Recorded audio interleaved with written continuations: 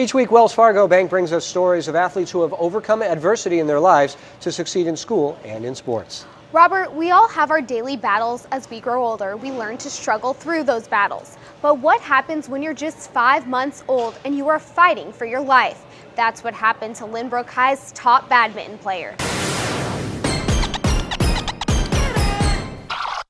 Joshua Huang is currently in his senior year at Lynbrook High School. He is a well-rounded student and dedicated badminton player. But rewind back to when Joshua was just 5 months old and nearly lost his life when symptoms of an incurable fever led to a series of health scares. Finally, we took him to Stanford Hospital. At that time, Dad was at Stanford, and then diagnosed him as had a Kawasaki. It's a rare illness and no reason. And then when he was at hospital, he had a heart attack. He lost his left arm. Joshua was just 6 months when the Kawasaki disease and cardiac complications resulted in drastically reduced blood flow to his arm, which doctors decided had to be amputated. As Josh grew older, he made sure to never let his handicap stop him from participating in everyday sports.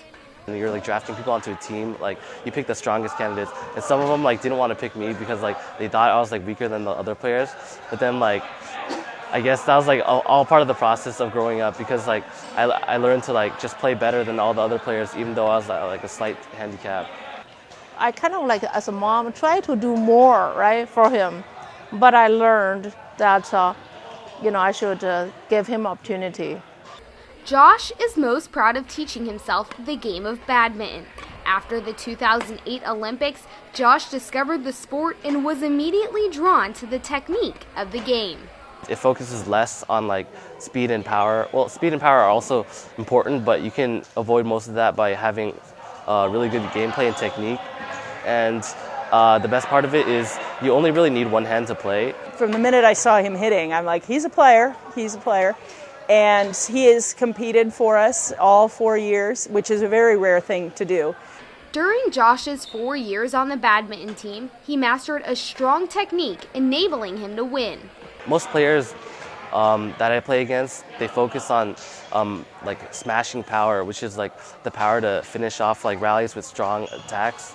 And then I play more defensively and then control the bird to get points and move them around. So it's less aggressive, but I guess in the end it achieves better results. Badminton is not the only thing Josh has conquered. Josh prides himself on finding ways to do ordinary daily tasks. I think a lot of the learning process was kind of intuitive, because I kind of grew up mostly not knowing what it would be like to have a second arm. I developed my own technique that I call chicken typing. I only use these 5 fingers to cover all the keys on the keyboard, and then right now it's really easy. I can type almost as fast as anybody else with just by using one hand. And despite Joshua's early life experiences of not having a left arm, Josh knows there will be many more challenges to come and is ready to face them all head on.